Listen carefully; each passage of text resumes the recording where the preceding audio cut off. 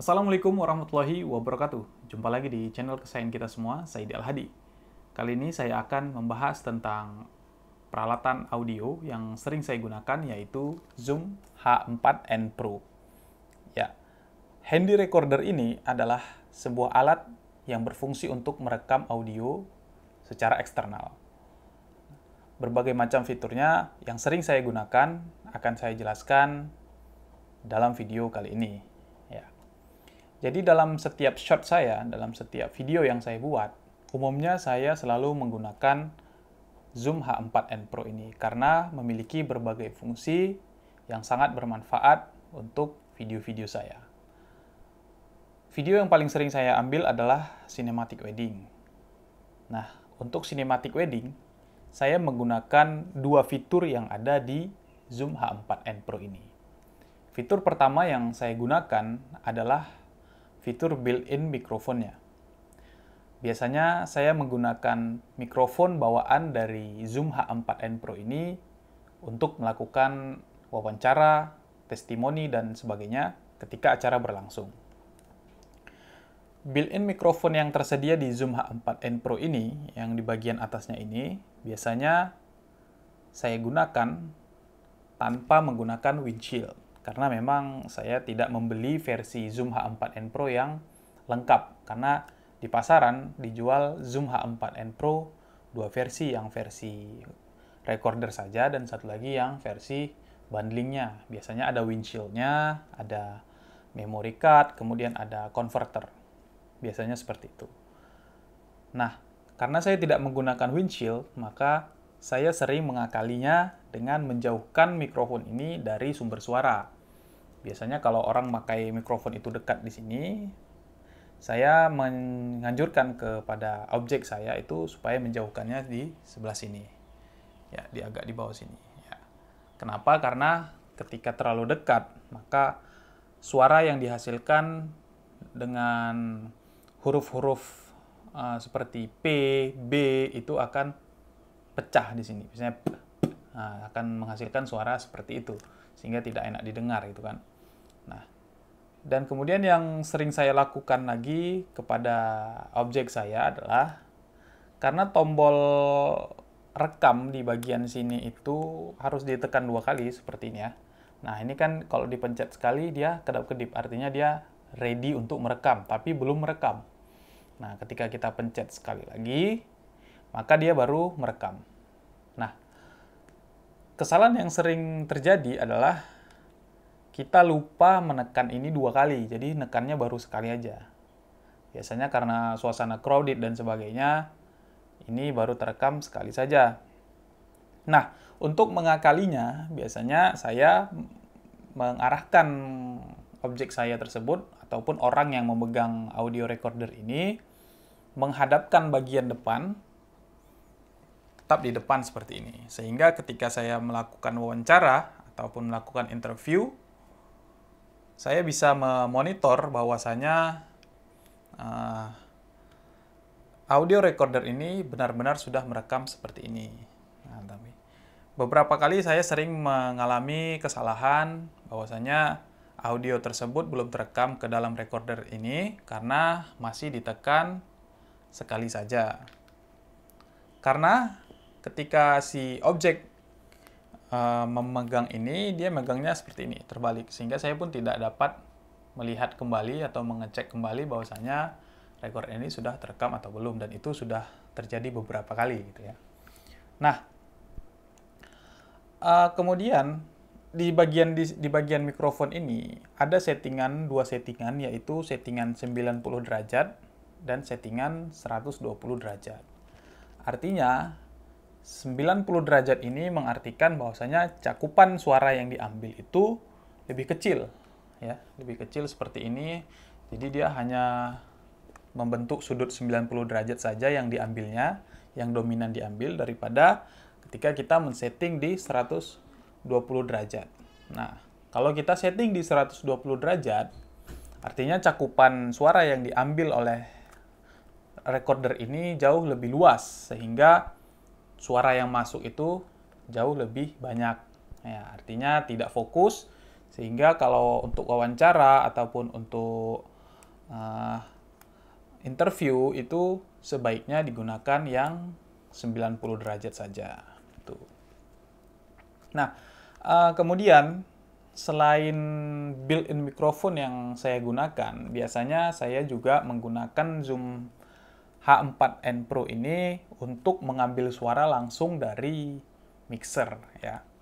Ketika saya mengambil cinematic wedding misalnya, saya menggunakan alat ataupun kabel seperti ini ya. Nah, jadi ini kabel XLR to Canon jack ya. Ini XLR ini kita pasangkan ke bagian bawah di Zoom H4n Pro-nya. Seperti ini. Dua-dua kita pasang supaya stereo ya. Kemudian bagian sini, bagian Canon-nya ini kita pasangkan di colokan headphone di mixer. Nah, ini tergantung mixer ya. Biasanya ada yang pakai headphone, ada yang tidak gitu ya. Kalau yang pakai headphone, kita bisa langsung mencolok ke bagian headphone. Tapi jika tidak ada, biasanya saya memakai colokan ini, yang merah dan putih ini. Namanya saya lupa ya, ini nama jacknya apa, saya lupa. Jadi sebenarnya saya belinya itu XLR tuh yang ini. Nah, tapi saya beli juga converter seperti ini, sehingga ketika mixer yang ada headphone, saya bisa langsung colok ke bagian headphone-nya. Umumnya mixer-mixer yang baru itu pakai yang Canon seperti ini. Tapi kalau mixer-mixer yang lama itu masih menggunakan jack yang seperti ini. Sehingga saya selalu membawa keduanya untuk mengantisipasi mixer mana yang digunakan di tempat tersebut gitu ya. Nah, ketika kita sudah menemukan colokannya dan sudah memastikan bahwasanya tombol yang mic ini ya, tombol mic ini berpindah ke bagian 1 dan 2. Nah, jadi ketika kita merekam dari sini, tombol yang di sini harus ditempatkan di bagian 1 dan 2. Tapi kalau kita pakai built-in microphone ini, kita memastikan bahwasanya tombol yang ditekan adalah tombol mic yang atas. Gitu, sehingga dia merekam sesuai dengan fungsinya. Nah, sesudah kita memastikan ini, kita colok ke mixer, kita tekan sekali bagian record, tombol record. Harusnya ketika ada suara yang keluar dari mixer ataupun suara yang keluar dari speaker akan muncul di bar yang ada di layar Zoom H4n Pro ini. Nah, dan di situ kita harus memastikan bahwasanya tidak melebihi minus 12. Nah, di sini ada tandanya tidak melebihi minus 12.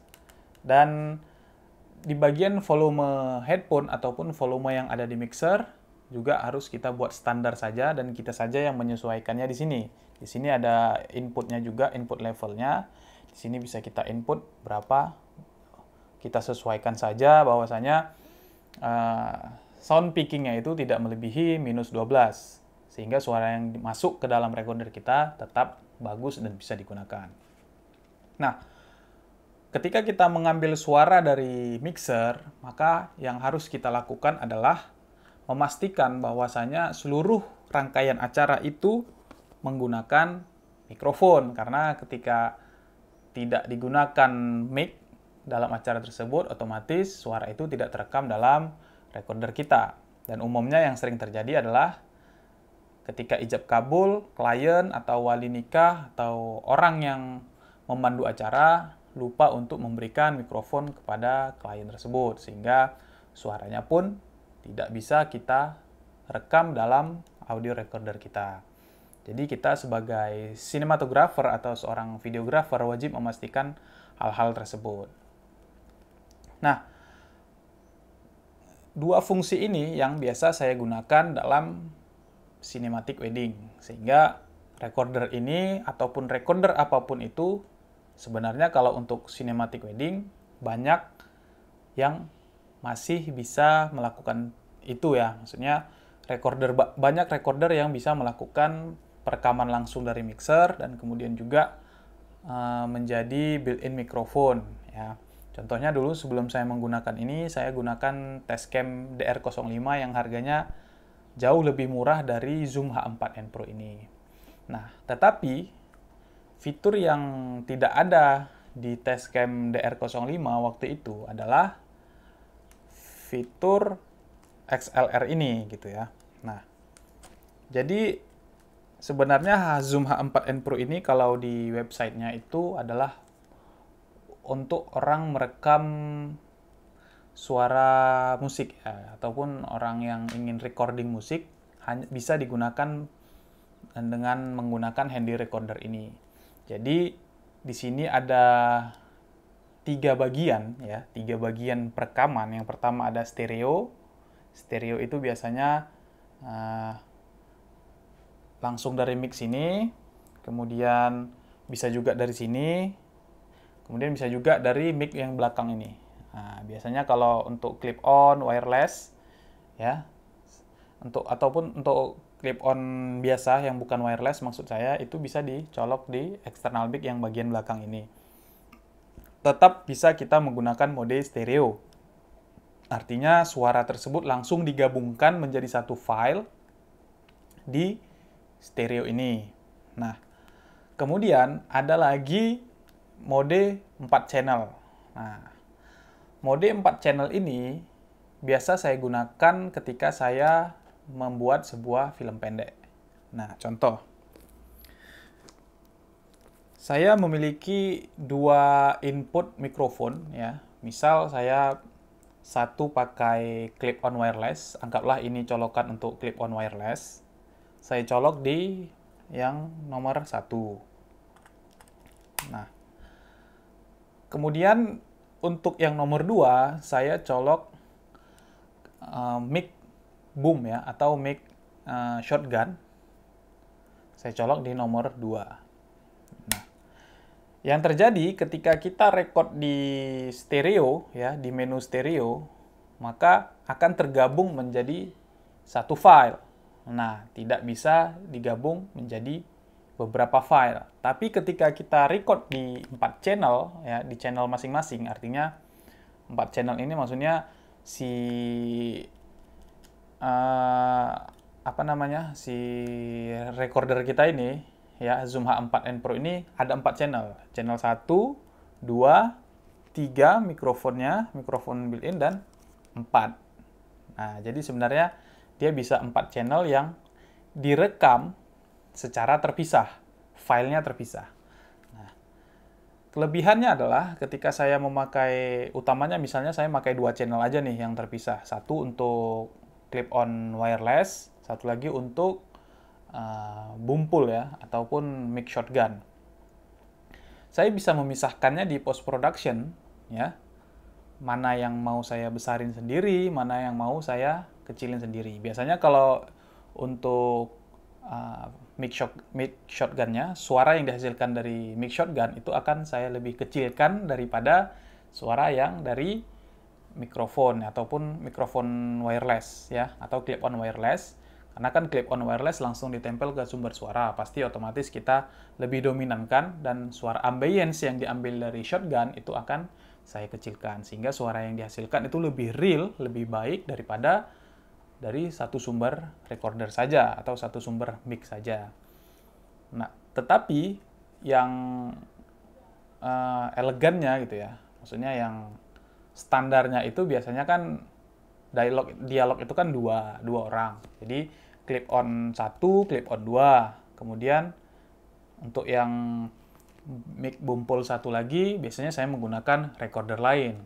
Nah, kalau enggak, kalau mau tetap satu recorder, ada pilihan di Zoom H6, mungkin ya di Zoom H6 itu ada 4 colokan XLR yang bisa kita jadikan pilihan. Tapi karena budgetnya lumayan tinggi, jadi saya masih memilih ini saja.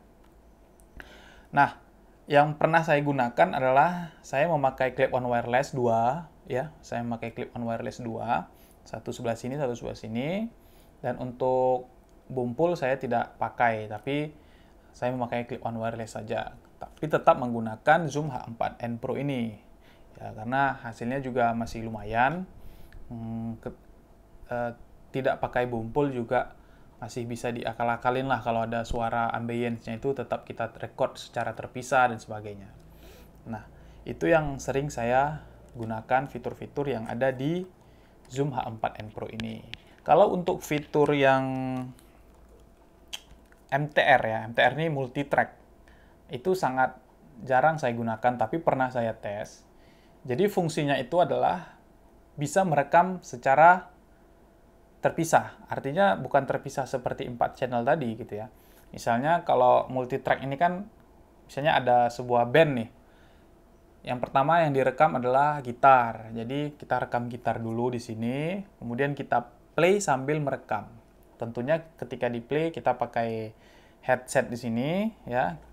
Kemudian kita dengar sambil kita rekam alat musik yang baru. Jadi misalnya pertama gitar, kemudian yang kedua drum, yang ketiga piano, dan yang terakhir vokal. Itu semua bisa direkam dalam sebuah multi-track di sini. Dan juga ada editing-editing standar lainnya yang ada di Zoom H4n Pro ini. Makanya sebenarnya Zoom H4n Pro ini diciptakan untuk pemusik-pemusik yang suka record secara live, tapi menggunakan recorder yang sederhana seperti ini, yang kecil seperti ini. Sehingga nanti suara yang dihasilkan itu, keluarannya itu langsung jadi musik, satu musik yang baik gitu kan, tinggal dipoles lagi di komputer. Jadi tidak banyak bekerja di komputer, tapi langsung dari Zoom H4n Pro ini. Nah, untuk saya sebagai seorang sinematografer wedding dan juga seorang filmmaker biasa, saya menggunakan fitur-fitur tadi saja. Yang pertama ada fitur stereo, kemudian fitur 4 channelnya.